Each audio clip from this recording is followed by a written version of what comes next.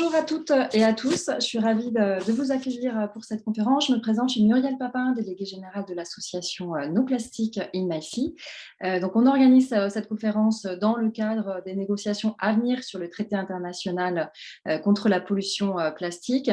Et vous le savez sans doute, les solutions qui sont de plus en plus à l'agenda, et c'est une très bonne nouvelle, sont pour agir contre cette crise de la pollution plastique, sont les solutions de réduction de la production mondiale de plastique et de développement du réemploi, notamment réemploi des emballages pour sortir de l'usage unique.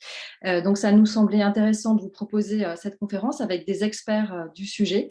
Et donc j'ai le plaisir d'accueillir avec nous Célia Renesson, qui est directrice du réseau VRAC et Réemploi, Émilie Chalvignac, qui est directrice des opérations à l'Institut du commerce, Charles Christori, qui est fondateur du Fourgon, Fernando Rodriguez Mata, qui est directeur général d'une association européenne qui s'appelle New Reuse Alliance, et il nous expliquera ce que fait cette association, et Nathan Dufour, qui est responsable des systèmes de réemploi pour Zero Waste Europe. Merci à vous d'être à nos côtés. Petit point pratique.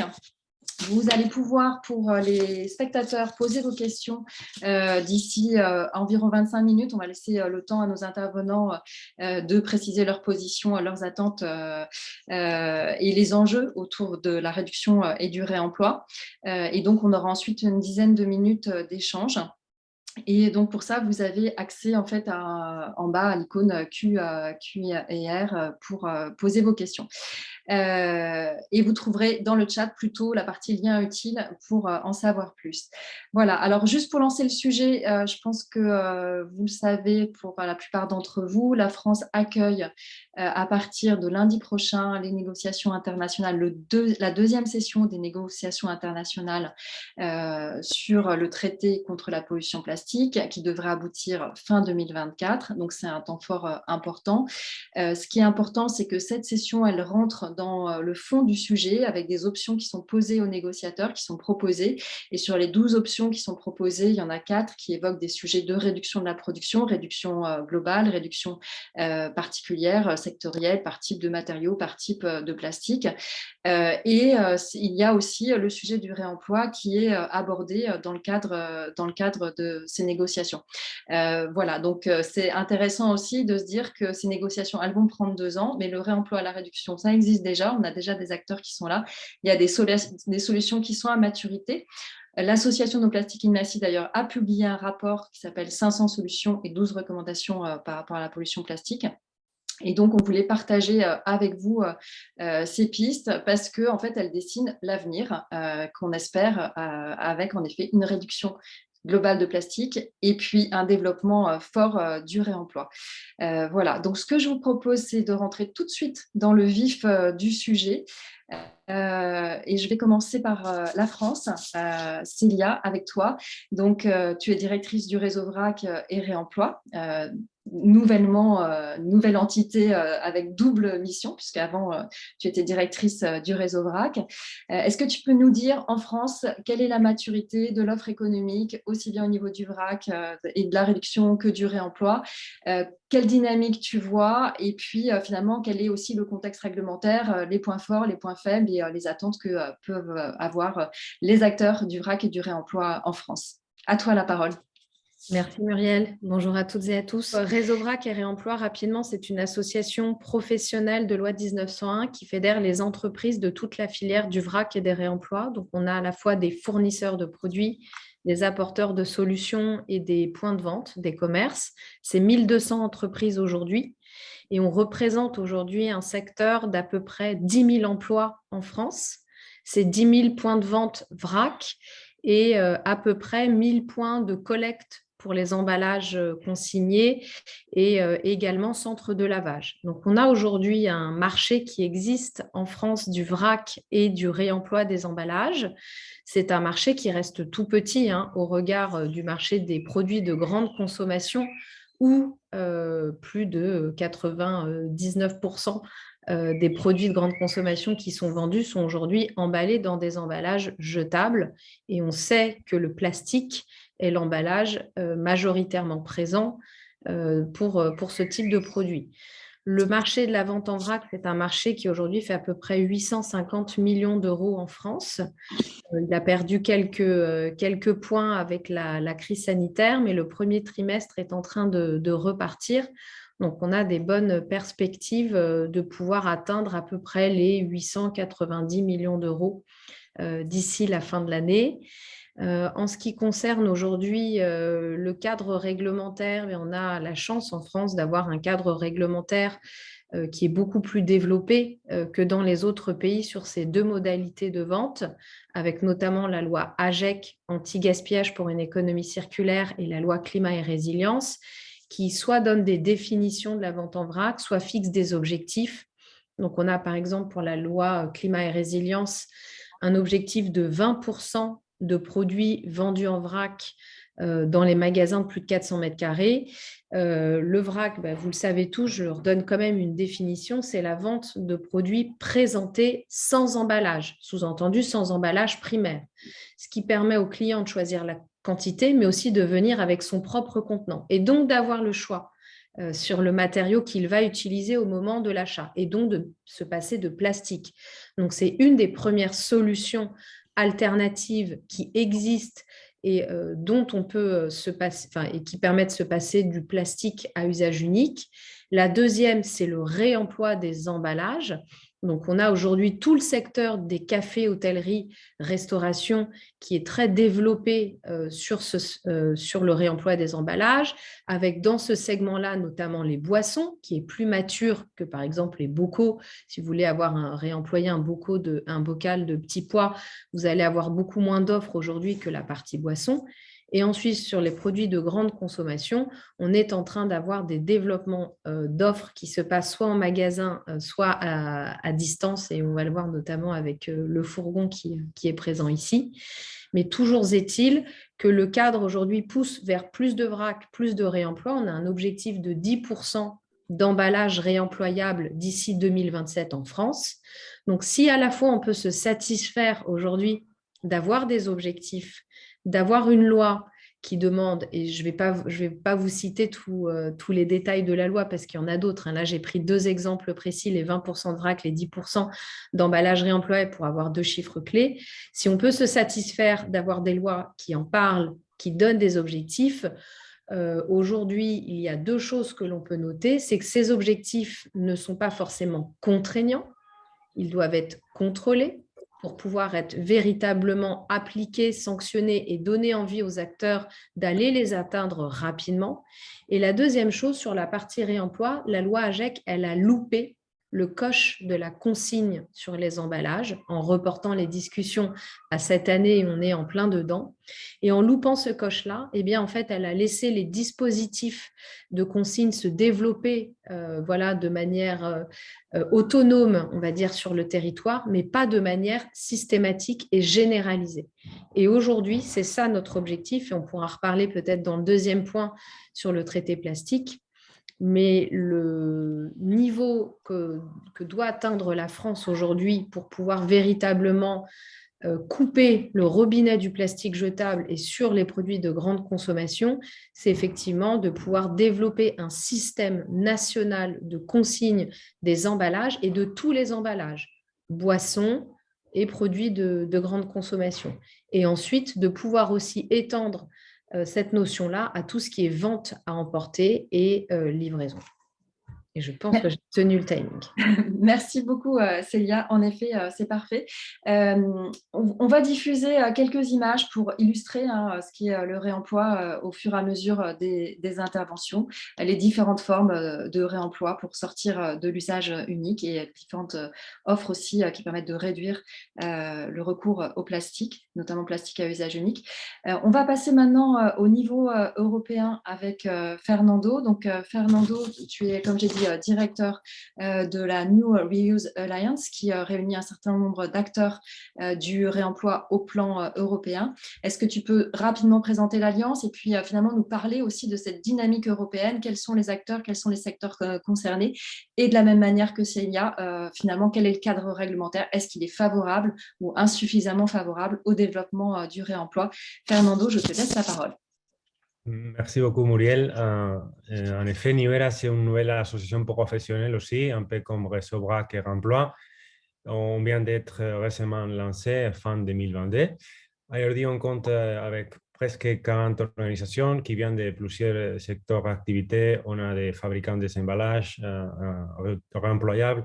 On a des organisations qui font la partie de l'étiquetage, de la verre industrielle, tous les opérateurs de nouveaux systèmes dans ces différentes activités, que ce soit les emballages pour les takeaway, les e-commerce, les emballages aussi dans les distributeurs de bocaux, dans des emballages en vrac aussi, comme Célia a parlé avant.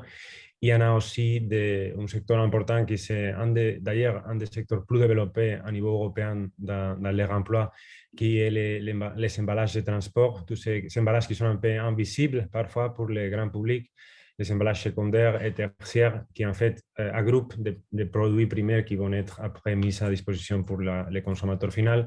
Et c'est d'ailleurs ce secteur où on voit que les emplois se viennent de développer depuis déjà 2-3 décennies. On a même une organisation à niveau européen qui représente ce secteur-là, mais en effet, Nivera, c'est pour la première fois cette association professionnelle qui représente ce secteur très divers, très varié. Et d'ailleurs, voilà, on a des meilleures pratiques déjà en Europe depuis quelques années, notamment les systèmes de boissons en Allemagne, aux Pays-Bas aussi, représentent par exemple 42% de tous les boissons mises sur le marché allemand c'est avec des emballages réemployables, 35 pour le cas des Pays-Bas. Curieusement, la bière, c'est un produit qui est le plus utilisé pour les remplois en arrivant au chiffre jusqu'à 70%.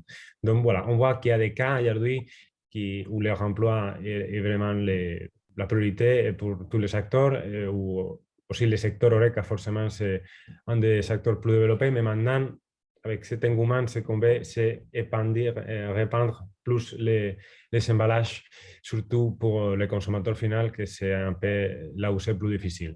Et c'est justement dans ce moment, dans ce cadre, que la réglementation devient clé, car aujourd'hui, on a justement la France, comme se l'a expliqué, aussi l'Allemagne, où il y a des législations nationales qui promouvent et qui sont favorables pour leur emploi, et c'est justement dans ces pays où il y a plus d'acteurs dans ce secteur. Donc, on a besoin d'une réglementation qui va être applicable à niveau européen d'ici, si elle est adoptée vers le printemps 2024. Elle est connue comme la PPWR pour ses initiales en anglais, Packaging and Packaging Waste Regulation. Et du coup, c'est la première fois qu'une norme européenne va vraiment promouvoir le remploi comme une des solutions clés pour réduire les déchets d'emballage. Aussi, c'est clé pour la réduction des consommations de matières primaires. Donc, c'est la première fois qu'on disait que la Commission a proposé un texte de cette envergure où il y a des objectifs de remploi contraignants. À différence de la France, que la France a dit 10% d'emballage réemployable d'ici 2027, la réglementation européenne a un peu séparé les objectifs par différents secteurs, comme j'ai dit, les emballages industriels du transport, où les taux est plutôt haut. On a aussi des emballages, des objectifs pour les takeaway, pour les e-commerce. Donc, on voit vraiment que la Commission a fait un travail un peu de dissection de tous ces secteurs, segments de marché, pour essayer que, voilà, vraiment tous les secteurs de distribution où il y a des emballages qui sont mis sur le marché soient couverts. Donc, c'est très important que cette réglementation passe. Il y a vraiment beaucoup de secteurs à niveau européen, beaucoup de décideurs politiques qui sont contre, parce qu'il y a vraiment un exercice un peu de l'industrie de l'emballage usagenique qui a un peu été, on va dire, une malfaçon à dire, parce qu'ils ont dit que leur emploi n'était pas bien d'un point de vue environnemental ni économique. Mais justement, aujourd'hui, on est en train de réunir tous ces arguments scientifiques qui démontrent que leur emploi va pas seulement aider l'environnement et la planète, mais aussi à niveau économique, c'est un très, très fort cas positif pour beaucoup des entreprises. Et même à niveau social, on estime la création de plus de 600 000 postes de travail en Europe. Formidable. Donc, c'est très enthousiasmant. Donc, on voit qu'on a un contexte réglementaire avec plusieurs échelles, avec la France, hein, avec son cadre réglementaire, l'Europe qui est en train de construire quelque chose et il y a beaucoup de pour et de contre le développement du réemploi, comme tu l'as très bien exprimé. Et en tout cas, on voit qu'il y a toute une dynamique et que c'est aussi un secteur qui est, enfin, un type de proposition de production de distribution qui est très porteuse en termes de développement d'emploi. On va vous passer quelques exemples encore à l'écran de solutions de réemploi que tu as nommées, hein, du type, par exemple, les enveloppes pour le e-commerce réutilisables qu'on peut remettre dans la boîte aux lettres. Et on sait qu'on a aussi un développement important du e-commerce. Dans des solutions de réemploi aussi, on a trouvé intéressant que pour éviter la palettisation avec des films plastiques, on ait aussi des housses réutilisables. Voilà, ça fait partie des solutions qu'on a recensées dans notre rapport et qui montrent en fait l'étendue des solutions pour tous les secteurs, tous les types d'activités. Je propose maintenant de donner la parole à Émilie Chavignac et puis avec Émilie, puis ensuite avec Charles, de discuter de tout ce qui est en fait levier pour engager les grands acteurs économiques et puis pour engager aussi les consommateurs. Émilie, est-ce que tu peux nous dire quelle est la vision de l'Institut du commerce? Vous travaillez avec les grands acteurs de la distribution et des grandes marques. Quel rôle vous avez pour engager les acteurs industriels, engager la grande distribution et puis quelles avancées vous voyez, quels freins sont encore à lever, quelles pistes on peut encore développer pour aller encore plus loin dans l'étendue des solutions. Beaucoup de questions pour toi, Émilie. Je te laisse la parole. Merci Muriel, ravie d'être avec vous aujourd'hui. Alors très rapidement, l'Institut du commerce, c'est une association but non lucratif. On ne représente pas nos adhérents. On n'est pas une fédération, on ne va pas défendre les textes de loi comme peut le faire aussi Réseau Vrac. Voilà, donc on est un peu plus éloigné. Néanmoins, on suit quand même ce qui se passe. Et donc, on a pour mission, depuis qu'on a fait la Convention des entreprises pour le climat, d'accompagner nos adhérents qui sont les marques, les enseignes, tous les prestataires de services connectés au retail et aussi les écoles, notamment les écoles de commerce ou d'ingénieurs, qui sont dans nos adhérents, vers des modèles économiques prospères qui favorisent une consommation sobre et accessible à tous. Et sur le sujet d'aujourd'hui, donc sur le sujet de la sortie de l'usage unique, on a commencé à travailler sur l'économie circulaire en 2018 avec Anne de Bettencourt, et puis ça a enchaîné sur des travaux autour du parcours d'achat éco-responsable, où là on va beaucoup parler de vrac des remplois, et c'était alors sans doute pas du tout un sujet neuf, mais par contre c'était assez neuf pour d'en parler ensemble. Et depuis, il y a quand même, voilà, le sujet est quand même monté progressivement en puissance dans nos travaux et dans les discussions. Aujourd'hui, on le porte toujours, mais on aime bien travailler de façon main dans la main avec nos partenaires comme Célia, parce qu'ensemble, on est plus fort, on va plus vite, on va plus loin, on est plus crédible aussi. Donc, on continue ces travaux sur le parcours d'achat, sur le vrac emploi, la logistique retour au service de l'économie circulaire. On aura le fourgon qui interviendra dans 2 semaines, je crois, dans un de nos webinaires. Ce que je voulais passer comme message aujourd'hui, c'est que la première chose pour moi à faire, c'est de prendre sincèrement, profondément conscience du problème. Voilà, on a proposé plusieurs fresques du plastique à nos adhérents avec Philippe Reutenauer.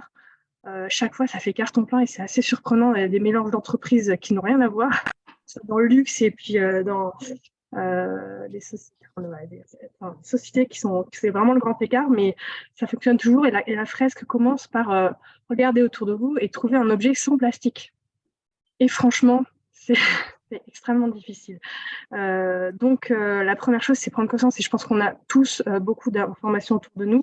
Et quand je dis, voilà, c'est au niveau des entreprises, c'est cette prise de conscience qui doit être vraiment profonde. Et avec ma collègue, on était à l'Assemblée nationale hier. Peut-être certains d'entre vous étaient là aussi. Franchement, on avait déjà conscience, mais à chaque fois, on ressent, c'est très, très vertigineux ce qui se passe. Et on peut parler de pandémie pour le plastique. Donc, nos adhérents doivent prendre conscience. Et ce que j'ai entendu hier, c'est que les acteurs privés ne prenaient pas leur part. Pas suffisamment.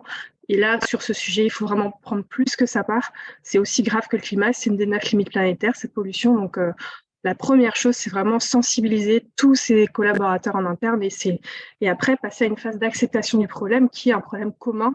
Et on est tous face au même problème, donc on n'a pas besoin de se juger, mais on doit tous y aller vraiment de façon sincère et forte et audacieuse. Donc, mettre ce sujet en haut de l'agenda comme le sujet du climat. Le troisième point, c'est chercher des acteurs pour coopérer. Et là, il y a pas mal d'initiatives qu'on voit et qui ne sont pas forcément toujours très visibles, mais l'ILEC travaille sur les marques en vrac. Réseau Vrac a plein de travaux en cours aussi. Il y a beaucoup de coalitions d'acteurs qui sont en train de se mettre en place, et notamment Périfem, l'ILEC, je crois, Célia, vous êtes aussi dans ces projets. Voilà, donc il faut se renseigner sur qu'est-ce qui bouge autour de soi dans son écosystème. Excuse-moi, pour les gens qui ne connaissent pas Périfem ou ILEC, est-ce que tu peux préciser de quel type de structure il s'agit pour qu'on prenne la mesure des acteurs qui se mobilisent via ces structures? L'ILEC, c'est une association, une fédération des grandes marques de l'industrie agroalimentaire, et Périfem, c'est plus les grandes enseignes en fait. Voilà, ils travaillent main dans la main pour trouver des solutions pour faire passer le vrac à l'échelle. Donc des solutions plus techniques. Après, il y a la prise en compte de comment on embarque le consommateur, ça c'est encore d'autres sujets. Un autre acteur, par exemple, dont je peux parler ce matin, c'est Petrel, qui est dans ce sujet depuis très longtemps et qui essaye de monter une coalition d'acteurs autour du réemploi pour les boissons en grande surface alimentaire. Donc, toutes ces coalitions, il faut les soutenir, faut les rejoindre, voilà. Et puis, il faut y croire parce qu'une fois qu'on a pris conscience du problème, on a plus de motivation à dépasser les immenses freins qu'on peut trouver sur ce chemin. Et puis, le dernier point que je voulais partager pendant ces 4 minutes, c'était comment on applique ça à son métier. Et aujourd'hui, nos adhérents donc, font du commerce et donc ils gèrent des rayons. Et je suis désolée, Muriel, je n'ai pas eu le temps de t'envoyer les vidéos que j'avais prises en Allemagne, mais effectivement, si on imagine les rayons de demain dans l'idéal, il y aura toujours du plastique. Mais il faut le réduire à son usage quand on en a vraiment besoin, pour les populations qui en ont vraiment besoin, dans certaines situations où voilà, où c'est vraiment utile et pas tout le temps partout. Et donc, ça veut dire que les rayons demain auront des nouveaux équilibres dans l'offre.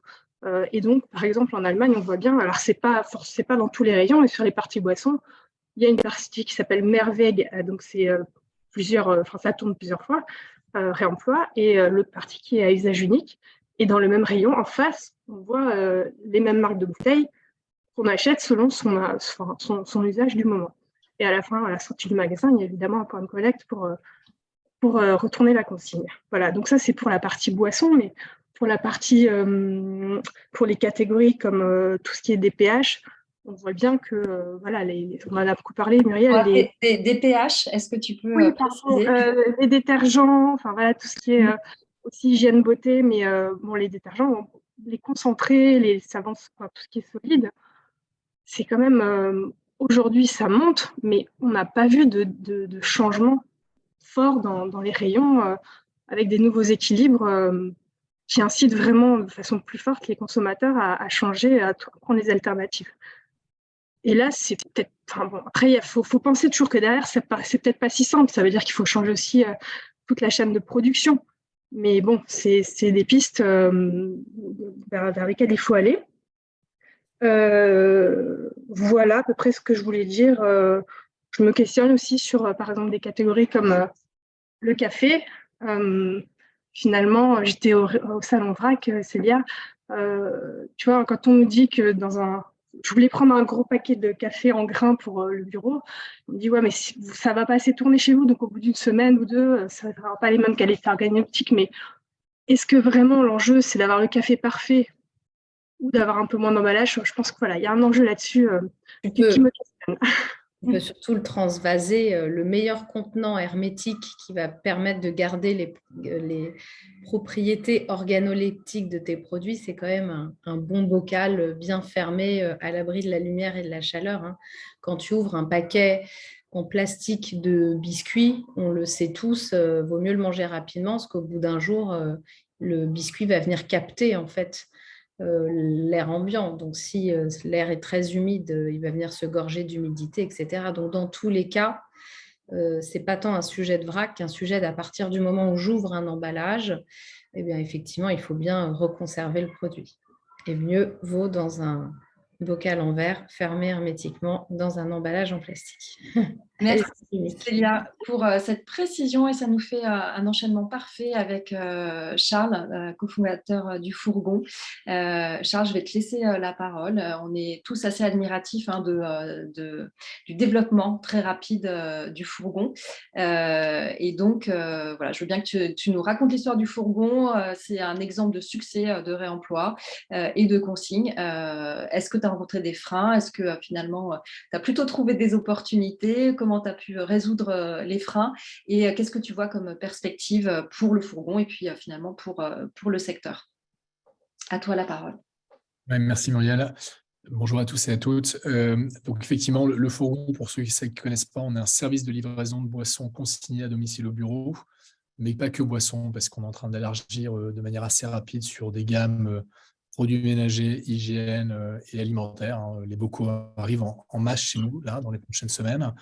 Et donc, on s'est lancé il y a 2 ans avec cette volonté de rapporter, en tout cas, un usage de consommation plus durable à domicile au bureau, avec ce constat tout bête en disant à l'époque de dire soit je le fais avec la grande distrib et je leur apporte la solution, sauf s'il va falloir une quinzaine, vingtaine ou trentaine d'années, sauf si les lois arrivent plus vite. Et nous, on s'est dit, bah, voilà, on est entrepreneur, je le suis depuis une quinzaine d'années, et donc on va monter vraiment cette offre qui apporte un vrai service. Et je mets là le mot service en premier. Quand on questionne nos clients, on en a plus de 30 000 aujourd'hui qui commandent tous les mois. Ces clients sont venus avant tout parce qu'on leur livrait gratuitement plusieurs fois par jour à domicile des produits lourds et qu'en plus, on gérait leurs poubelles derrière. Et à la fin, ils nous disent, et c'est bien parce que c'est vrai que je fais une bonne action pour la planète, mais ce n'est pas l'élément premier. Et malheureusement, c'est le gros sujet qu'on peut constater, je pense, tous et toutes ici, c'est que les problématiques environnementales, quelles qu'elles soient, et lorsqu'on parle de l'emballage, tout le monde sait qu'il y a un gros sujet, mais quand il s'agit de changer ses habitudes ou amener de la contrainte personnelle, finalement, l'usage unique, c'est pas si mal. Et donc, pour ça, le service est hyper important et c'est pour ça qu'on l'a mis au cœur. Et c'est d'ailleurs la grosse problématique qui existe aujourd'hui et d'où l'importance de retrouver des lois très rapidement. Quand certains retailers essaient de s'y remettre, forcément, les gens ne ramènent pas. Et donc, si les contenants qui coûtent un peu plus cher ne reviennent pas, c'est le modèle économique qui ne tient pas. Donc forcément, nous, avec ce qu'on a réussi aujourd'hui à faire, je regardais les chiffres, on devrait faire à peu près 750 000 bouteilles et contenants, parce que majoritairement des bouteilles, vu qu'on s'est concentré sur les boissons les 2 dernières années. Donc, on devrait faire ça ce mois-ci. Mais ça reste encore une petite goutte d'eau. Donc, on est ravis de pouvoir embarquer et de développer ça dans 17 villes en France maintenant. Mais voilà, il faut aller encore plus loin. Et il y a encore beaucoup d'initiatives. Alors là où ça marche bien, et notre offre, elle est constituée de beaucoup de produits locaux. On a des produits de marques industrielles. Muriel t'en parlait au début dans ton introduction, si je ne me trompe pas, sur les cafés, hôtels et restaurants qui ont pu un peu garder, ou Cécilia, excuse-moi peut-être, mais qui ont gardé un peu évidemment ce principe de consigne. Mais on retrouve des grandes marques très peu.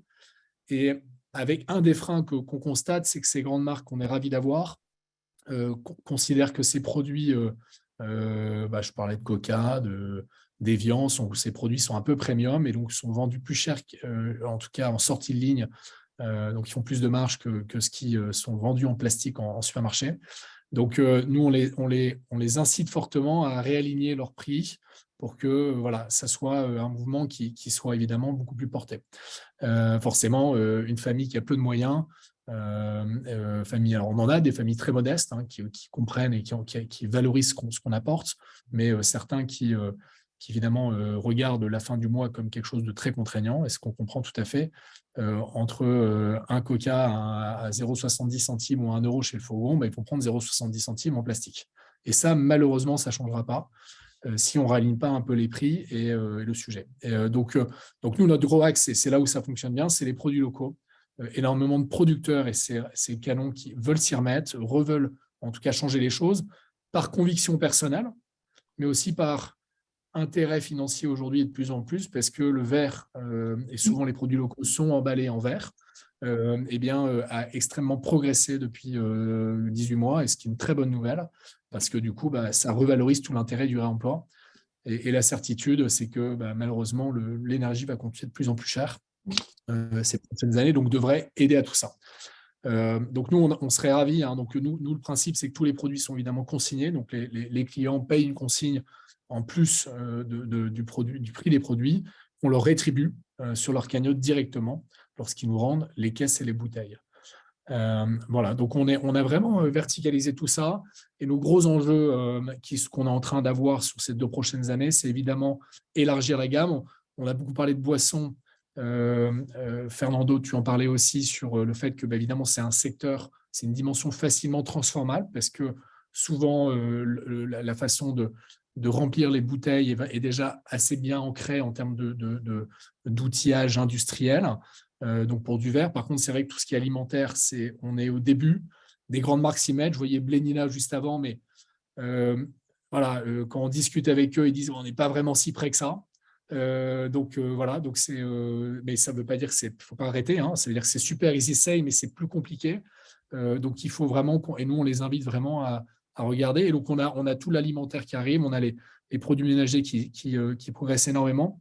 Et d'ailleurs, ça donne énormément d'opportunités à beaucoup d'entrepreneurs qui montent leur entreprise sur ces sujets-là parce que les industriels vont parfois à une vitesse un peu moins rapide. On a co-investi, pour finir là-dessus, nous, auprès d'une laiterie française pour refaire remettre en place un lait consigné en verre réemployable. Hein, et c'est un vrai carton. Donc voilà, on cherche d'autres coopératives avec lesquelles on discute en ce moment pour refaire la même chose partout en France. Mais voilà, donc on investit beaucoup et on ne va pas s'arrêter là. Et les Français sont prêts, les Européens sont prêts. Les lois aideraient fortement l'accélération des transformations des industriels et des outils. Voilà. Mais on continue. Merci beaucoup, Charles. Du coup, on va reparler loi, on va reparler conditions de succès pour le réemploi et on va reparler aussi de plus fort que la loi, un traité international qui s'imposera et aux États et aux entreprises avec toi, Nathan, qui est vraiment spécialiste des questions de réemploi chez Zero Waste Europe. Donc voilà, je veux bien que tu reviennes sur vraiment les conditions de succès par rapport au projet que tu gères pour le développement du réemploi. Et puis ensuite, qu'est-ce qu'on a dans le traité aujourd'hui sur les sujets de réduction et de réemploi et qu'est-ce qu'on peut en attendre? À toi la parole, Nathan. Merci beaucoup, Muriel et à No Plastic In My Sea pour l'invitation. Vraiment ravi d'être là. Et alors, tu me qualifies d'expert sur le réemploi, mais comme tu l'entends, il y a tellement d'angles différents et c'est un monde tellement complexe et tellement large que c'est un peu… voilà, je ne me prononce pas, en tout cas de ce point de vue-là, ou en tout cas de manière très humble, parce qu'il y a beaucoup qu'on apprend encore tous les jours. Alors, déjà pour présenter un tout petit peu Zero Waste Europe, pour ceux qui ne me connaissent pas, donc on a un réseau de près de 35 organisations dans 29 pays maintenant, en Europe, Europe géographique et pas politique. Et donc, on est dévoué vraiment à contribuer à un changement systémique qui est plus que nécessaire et qui nous permettrait de générer beaucoup moins de déchets que ce qu'on génère à l'heure actuelle, et puis d'avoir un rapport beaucoup plus sain à nos modèles et à nos modes de production et de consommation de manière générale. Alors, on a 3 leviers d'action et je vais rebondir là-dessus pour présenter un petit peu notre action sur le réemploi, parce que je travaille de manière transversale sur ces 3 leviers d'action principaux. On en a un qui est le levier politique et financier, donc on en parlait avec la législation, etc., mais aussi l'aspect financement de la transition, qui est aussi très important et qui va un peu de pair avec le politique. Et puis, on a l'aspect soutien aux acteurs de changement, comme on les qualifie. Donc, on travaille beaucoup avec les entreprises du réemploi, les réseaux de réemploi, comme celui porté par Célia ou Fernando au niveau européen maintenant. Et puis également les villes, notamment, avec lesquelles on travaille beaucoup. Et on travaille beaucoup avec les villes aussi dans la mise en œuvre. Et ça, bon, voilà, c'est notamment au cœur de la partie mise en œuvre du projet Reuse Vanguard, qui est en gros le projet qui canalise l'essentiel de mon activité au sein de Zero Waste Europe et de ceux de quelques-uns de mes collègues. Et donc, on travaille sur chacun de ces leviers pour créer les conditions de possibilité d'une mise à échelle beaucoup plus large des systèmes de réemploi. Je vais expliquer un petit peu plus en une minute comment on le fait. Mais on part d'un constat, en fait, pour rebondir un peu sur certaines choses qui ont été dites. Donc, un constat qu'il y a en fait beaucoup d'initiatives, donc on l'a fait avant, ce constat avant le début de la pandémie, beaucoup d'initiatives qui sont développées partout en Europe, Maintenant, souvent, il y a un souci d'interopérabilité. Chacun se développe un peu de son côté. Il y a un problème de mise à échelle. Notamment, il y a certains secteurs dans lesquels il y a vraiment quelque chose qui a été fait et qui a été mis en œuvre depuis pas mal d'années déjà. Ça a été mentionné en Allemagne, dans le secteur du transport de marchandises, etc., où là, on a de la véritable échelle déjà. Mais ça n'empêche que dans le reste, ça reste quand même assez balbutiant. Et il y a beaucoup d'expérimentations qui sont encore à mener. Et donc, pour travailler sur ces conditions de possibilité, on se focalise au travers de ce projet, notamment dans la partie mise en œuvre, sur un secteur qui est encore assez balbutiant malgré toutes les grosses initiatives. C'est la vente à emporter, notamment des boissons et repas. Et donc, on se focalise essentiellement là-dessus, et notamment pour aider les collectivités à développer un modèle beaucoup plus sain. Et donc, on allie deux choses qui sont d'un côté une vision de changement sociétal à échelle européenne, avec le développement d'un modèle basé sur des paramètres, des critères en fait, sur lesquels on veut en fait que les entreprises, les organisations qui proposent des modèles de réemploi puissent venir se greffer. À partir du moment où ils respectent les règles du jeu, en fait, ils peuvent mettre en œuvre dans ce cadre-là et ils bénéficient de la mise en œuvre d'un modèle commun avec notamment la perspective de faire baisser les coûts, d'avoir des incitations qui soient communes, etc. Et une infrastructure qui soit partagée également. Et puis là-dessus, on vient greffer aussi le retour d'expérience de la mise en œuvre de ces projets dans 6 villes différentes, qui sont Paris, Berlin, Barcelone, Gand et Louvain en Belgique et Rotterdam. Voilà, et on travaille avec des partenaires locaux pour mettre tout ça en œuvre, parce qu'il y a besoin d'intermédiaires qui soient positionnés correctement et qui soient hors de doute par rapport à tout ce qui est question de conflit d'intérêts, par exemple, etc. Alors, le lien avec le traité, je ne parle pas de la PPWR, donc la législation européenne, parce que ça a été mentionné. Le traité, c'est un autre levier d'action qui est mobilisé de notre côté. Ben, clairement, en fait, ce traité, il a une ambition qui est très importante, qui vient par cette décision déjà d'initier ce processus qui est assez formidable quand même, hein, quand on voit dans quelle situation on était il y a quelques années. Maintenant, de l'autre côté, il y a aussi beaucoup d'incertitudes encore. On est vraiment au début de ce processus. Il y a eu le premier round de négociations en Uruguay et maintenant le deuxième qui vient à Paris dans les quelques jours qui viennent. Déjà, il faut se mettre d'accord sur un champ d'application qui doit encore être défini, donc on en est encore là. Et donc, du coup, il y a beaucoup d'incertitudes autour de ça. Et compte tenu du contexte, il faut absolument que le niveau d'ambition soit très élevé. Et il faut aussi qu'on arrive de notre point de vue, qu'on arrive à mettre dedans tout le cycle de vie des plastiques. Donc, c'est vraiment très important qu'on ne se limite pas à certains aspects, qu'on ne parle pas uniquement de recyclage non plus, qu'on parle vraiment des choses qui vont permettre de réduire drastiquement la production et la mise sur le marché de plastique pour tout un ensemble de raisons qui sont assez connues du grand public désormais. Donc, la réduction drastique est quelque chose de très important sur lequel on travaille.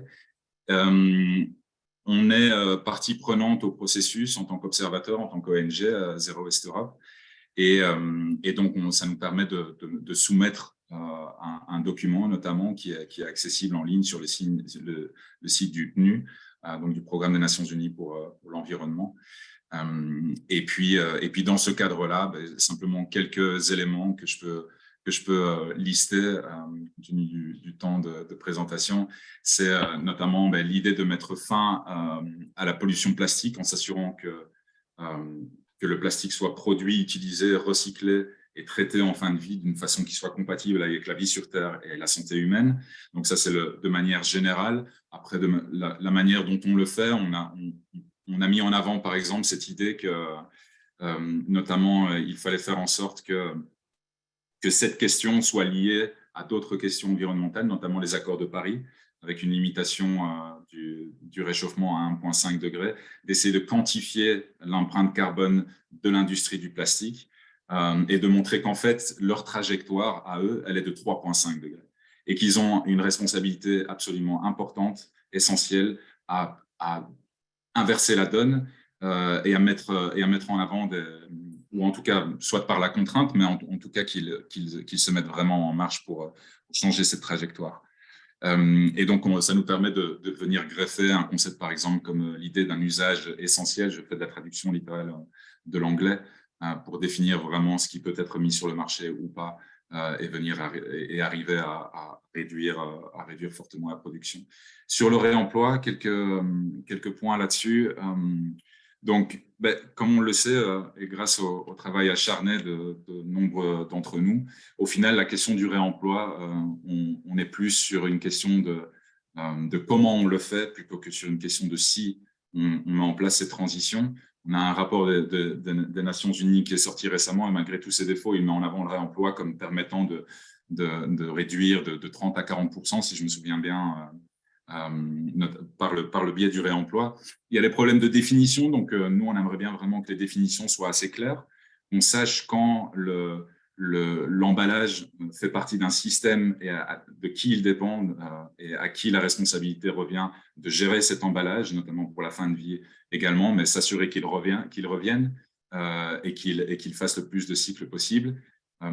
Et je rebondis sur ce que l'interlocuteur du fourgon disait avant. Donc, il y a l'aspect économique, mais il y a l'aspect environnemental. Le modèle ne tient pas si l'emballage réemployé ne revient pas également. Donc, c'est aussi quelque chose sur lequel nous, on veut vraiment faire en sorte qu'on soit entendu. Et puis, de l'autre côté, il y a les modèles plutôt de type vrac, je veux dire, pour généraliser un petit peu, et qui donnent la responsabilité de l'emballage beaucoup plus en fait, aux consommateurs, aux citoyens. Et donc, il y a un problème de responsabilité, on sait bien, entre l'offre et la demande. C'est beaucoup plus l'offre qui pose problème à l'heure actuelle que la demande de manière systémique. Voilà. Et puis, on aimerait bien que soient ciblés certains secteurs plus que d'autres, là où la transition, là où les bons exemples existent. On se focalise là-dessus, qu'on offre les leviers nécessaires pour que la transition se mette en œuvre. Et puis, on a besoin de normes et de standardisation, notamment, et y compris dans la définition de critères essentiels pour le bon fonctionnement des systèmes auxquels je me référais préalablement, et pour faire en sorte que la responsabilité des entreprises soit pleinement engagée. Merci beaucoup Nathan pour toutes ces précisions. Je voulais juste préciser qu'on a été plusieurs d'entre nous là hier à être invités à l'Assemblée nationale dans le cadre en fait d'une coalition de parlementaires qui ont voulu faire un appel des députés à l'État pour qu'il y ait une ambition forte qui soit portée dans le cadre de ce traité. Et puis la semaine dernière, le ministre de la Transition écologique en France a réuni aussi pas mal d'ONG. Et c'est vrai qu'on sent que au niveau de la France, il y a un niveau d'ambition qui est élevé. Il y a une écoute des scientifiques et que la priorité à la réduction est clairement affichée et que le réemploi est aussi de plus en plus dans les bouches de nos politiques. Donc voilà, c'est des signes qui sont positifs. Reste à convaincre les autres pays et puis ensuite reste à faire la réduction et le réemploi concrètement avec toutes les questions que tu as abordées, Nathan, de standards, de normalisation, etc.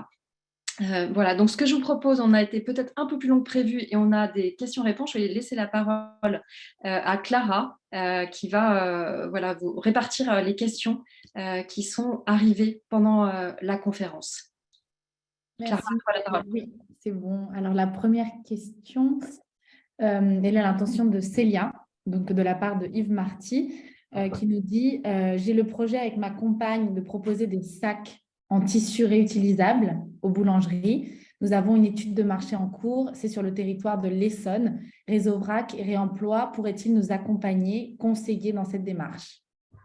Oui, tout à fait. Alors après, il y aura plein d'aptitudes de contact alimentaire, notamment sur le tissu qu'il faudra se poser, mais il y a aujourd'hui tous les outils au sein de l'association pour pouvoir les aider, donc bien sûr, et ils peuvent nous contacter directement sur la boîte contact de Réseau Vrac et l'équipe reviendra vers eux. Super, merci. Ensuite, j'ai une question pour Fernando de la part de Marc Fournier. Il nous dit, donc Fernando parlait d'emballages secondaires et tertiaires plus invisibles, qui sont les emballages avant l'emballage final en magasin, si j'ai bien compris. Qu'est-il fait sur ces emballages en France?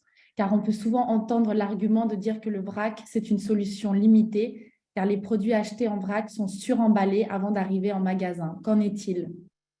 Tu veux que je réponde, Fernando? Oui, j'allais dire, Célia, peut-être tu peux Oui, c'est plus simple. inclure La première chose, c'est qu'il faut se dire, c'est que on aura toujours besoin d'emballage, hein. Le riz ne va pas se télétransporter de la rizière au bocal du consommateur.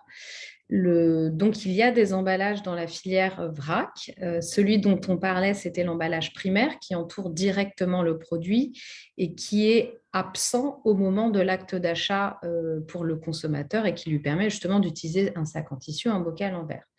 Donc, les emballages amont du vrac, qui sont des emballages de grand conditionnement, aujourd'hui, dans la majorité des cas, fonctionnent comme le reste. Donc, le magasin va avoir un emballage de 10 kilos, par exemple, pour son sac de riz, et ces sacs de riz vont être mis sur des palettes comme le reste.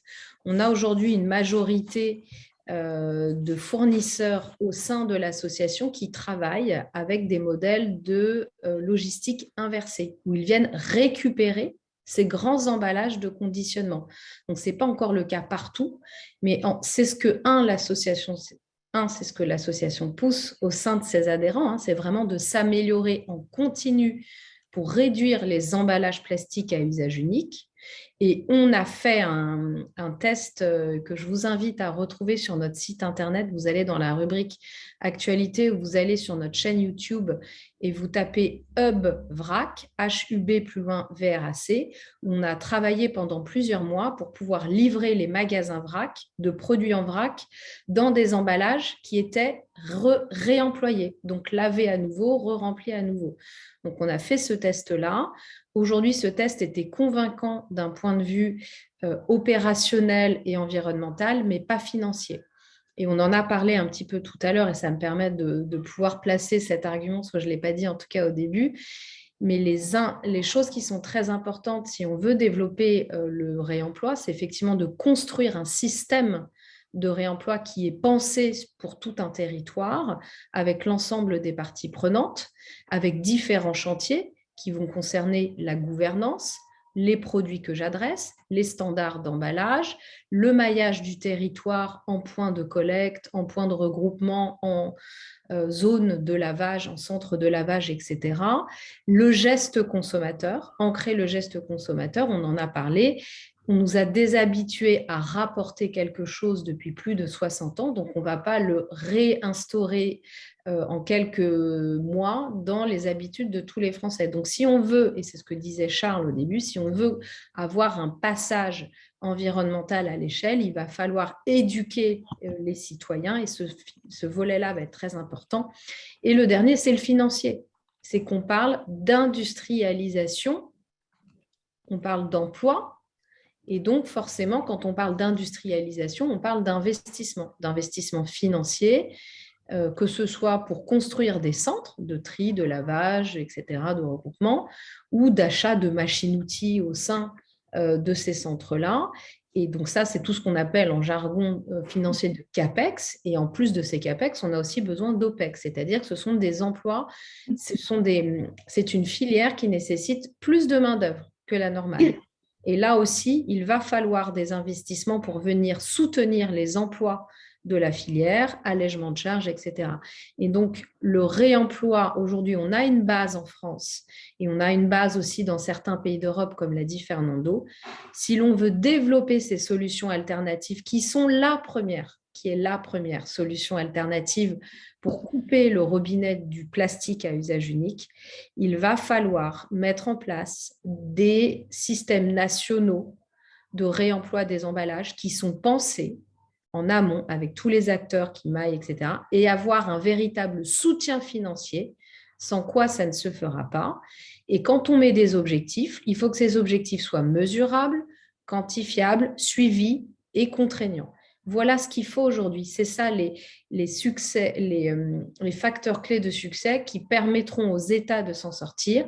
La France, on l'a dit avec la loi GEC, la loi climat, a déjà un train d'avance. Elle est dans le peloton, on le sait, des pays les plus ambitieux pour le traité plastique. Et la ministre l'a rappelé hier, dans ces 3 objectifs, réduire la production, la consommation de plastique, favoriser le réemploi, elle l'a dit en premier. Donc moi, je suis d'accord avec elle et j'appelle notre État à être le plus ambitieux et pour ce faire, à mettre en place dès cet été une feuille de route sur le réemploi des emballages à l'échelle nationale, à l'instar de ce qu'ils ont fait pour la feuille de route économie circulaire qui nous a permis d'aboutir à la loi AGEC. Et en mettant cette feuille de route-là en place dès cet été pendant 1 an, que Réseau-Vrac et Réemploi pourraient copiloter avec le gouvernement, on aura, avec les 5 chantiers que j'ai évoqués, tous les outils pour mettre en œuvre la généralisation du réemploi qui aujourd'hui demande qu'à être développé dans notre territoire. Et ça permettra de pouvoir faire des petits dans les autres États et d'atteindre ces véritables réductions à l'échelle internationale. Merci beaucoup, Célia. Alors, je vais prendre la main, Clara, sur les dernières questions, parce qu'on en a pas mal. On va essayer de répondre rapidement. Et Clara va vous mettre dans le chat tous les liens utiles vers nos différents intervenants, vers les structures de nos différents intervenants, plus un lien vers le rapport qu'on a publié qui recense 500 solutions. Alors, sur les questions et réactions qu'on a en complément, on a alors une remarque qui est tout à fait juste de Marina Erhardt. On n'a pas parlé de la pétrochimie et du fait qu'un acteur comme Total Energy est en train de développer un nouveau site de production de plastique en Arabie Saoudite. Voilà, un complexe pétrochimique géant. Et en effet, on a cette contradiction entre d'un côté des États qui travaillent sur un traité et des acteurs qui travaillent sur un traité international pour résoudre la crise de la pollution plastique et qui mettent la réduction comme une des options importantes de ce traité, et de l'autre côté, des acteurs économiques qui sont dans une logique de croissance de la production de plastique. Donc, il est clair que les acteurs pétrochimiques, et c'est aussi une des questions qui est posée dans le cadre du traité, ont des intérêts complètement contraires aux nôtres et ne peuvent que engendrer davantage de pollution plastique parce que la pollution plastique est corrélée au niveau de production. Et donc, dans le cadre des échanges sur la manière dont se passent les négociations, il y a un certain nombre d'associations qui demandent que les acteurs du secteur pétrolier ne participent absolument pas et ne soient absolument pas présents dans le cadre de ces négociations. Voilà, donc ça, c'est une demande qu'on porte notamment avec Zero Waste Europe et d'autres associations. Sur les autres questions, on a pas mal de questions sur la bouteille et les produits vendus en bouteille. Alors, le retour du verre consigné qui est attendu, qui existe déjà dans les restaurants. Donc, on en a parlé avec les exemples en Allemagne et puis avec l'exemple du fourgon. Et donc, on nous dit qu'on a une attente des pouvoirs publics pour qu'il y ait davantage de mesures contraignantes et aussi une interdiction de la publicité pour les produits en emballage unique est-elle envisagée? À notre connaissance, non, mais c'est vrai que la question de la publicité favorable ou défavorable à l'environnement, elle a déjà été posée, notamment lors de la Convention pour le climat. Et le gouvernement n'avait pas donné suite. Donc, à notre connaissance, il n'y a pas d'interdiction qui sont prévues. En revanche, c'est vrai qu'une des choses qu'on porte, nous, c'est que, par exemple, il y a eu beaucoup de publicité sur le tri et le recyclage, notamment par l'éco-organisme Citeo. Et ce qu'on porte, c'est qu'on ait un accompagnement des consommateurs et des campagnes de publicité qui soient à la même hauteur et même encore plus importantes en termes de niveau d'investissement. Parce que pour accompagner le changement au niveau consommateur, il faut qu'il y ait une offre et aussi il faut qu'elle soit portée en accompagnement du changement, y compris par de la publicité. Voilà, donc ça, c'est une manière de répondre à cette question. On a aussi une question sur les chiffres de projection sur la consommation en eau de la consigne dont je pense que vous parlez de l'eau qui serait en bouteille en verre consignée avec... Est-ce que les acteurs du lavage travaillent à optimiser cette ressource en raréfaction? Alors oui, c'est une très bonne question. Je fais court sur la réponse. Le réemploi nécessite de nettoyer les contenants. On a aujourd'hui des sites de lavage industriels qui sont très optimisés sur l'utilisation de l'eau. Donc, le problème de l'usage de l'eau par rapport au réemploi n'est pas un problème en réalité. Je ne sais pas si Célia, tu veux compléter là-dessus. Je peux compléter moi si tu veux, Muriel, parce qu'on a fait des ACV là-dessus. Très bien. Qu'on va bientôt sortir de manière publique. Mais en fait, on oublie que la production d'une bouteille nécessite beaucoup d'eau. En fait. Donc, 1,5, je crois. Tu as 1,5 litre d'eau pour une bouteille d'1 litre. Exactement, parce que pour le verre, par exemple, il faut le refroidir en sortie de ligne. Pour le plastique, pour extraire du pétrole, il faut de l'eau. Enfin, donc l'eau fait partie de. Alors que le nettoyage, finalement, c'est comme votre machine à laver. Donc voilà. Et voilà. Donc nous, on sort bientôt une étude ACV qu'on rendra publique là-dessus, parce que il y a beaucoup de non-dits. Voilà. Et les industriels pétrochimiques rappellent que oui, c'est lourd, alors que en fait, c'est la production qui coûte le plus cher en CO2, en réalité. Excuse-moi, Célia, je t'ai coupé, mais si tu voulais compléter. Et si Non, je peux non. me permettre, Muriel, juste pour compléter un tout petit peu et pour donner un chiffre assez fort là-dessus, qui nous vient d'une entreprise spécialisée de manière industrielle dans le réemploi, c'est 1 litre d'eau est réutilisé 300 fois. Donc, on est vraiment dans des proportions complètement différentes de l'usage unique et souvent, le débat est parasité par des gens qui n'ont pas envie que le système change. Mais au final, on est vraiment dans ce type de proportion. Donc, c'est beaucoup plus optimisé en fait qu'un système à usage unique. Ensuite, on a une question, je ne sais pas si on a la réponse, qui nous demande est-ce qu'il y a un outil qui est envisagé par les pouvoirs publics ou l'ADEME qui permette de calculer le coût carbone évité avec le vrac et le réemploi. Alors, on a des études qui existent, mais est-ce que quelqu'un pourrait faire des hypothèses et mesurer le coût carbone évité sur un type de produit? J'imagine que c'est ça la question de Nadège Courpérin. Ah Nadège. Il n'y a pas d'outil, c'est pas prévu. Après, il y a aujourd'hui le WWF qui avait sorti un rapport en 2021, le plastique, ça n'emballe plus, qui avait donné des chiffres justement sur l'alternative d'acheter des pâtes, par exemple des biscuits, sa lessive en emballage plastique jetable versus en vrac qu'on vient réemployer avec son contenant. Et on avait des diminutions, et pas que CO2. Hein. Moi, je pense qu'il faut toujours aussi, on parle beaucoup de CO2, mais il n'y a pas que le CO2. Il y a les déchets plastiques, il y a les déchets en général, il y a la consommation d'eau, il y a l'impact de la biodiversité, etc. Et donc, on voit dans ce rapport que le passage au vrac permet d'économiser entre 30 et 50%, même parfois plus, de CO2, de consommation d'eau, etc., par rapport à un emballage en plastique à usage unique. Et on pouvait réduire de 90, voire 100% ces emballages à usage unique quand on passait au vrac. Sur le réemploi, aujourd'hui, les comparatifs sont beaucoup faits entre le verre à usage unique et le verre réemployé. Il y a déjà eu une étude là-dessus. Et là, l'ADEME est en train d'en finaliser une qui va sortir sur ces matériaux-là et par rapport à d'autres matériaux aussi d'ici normalement le mois de juin.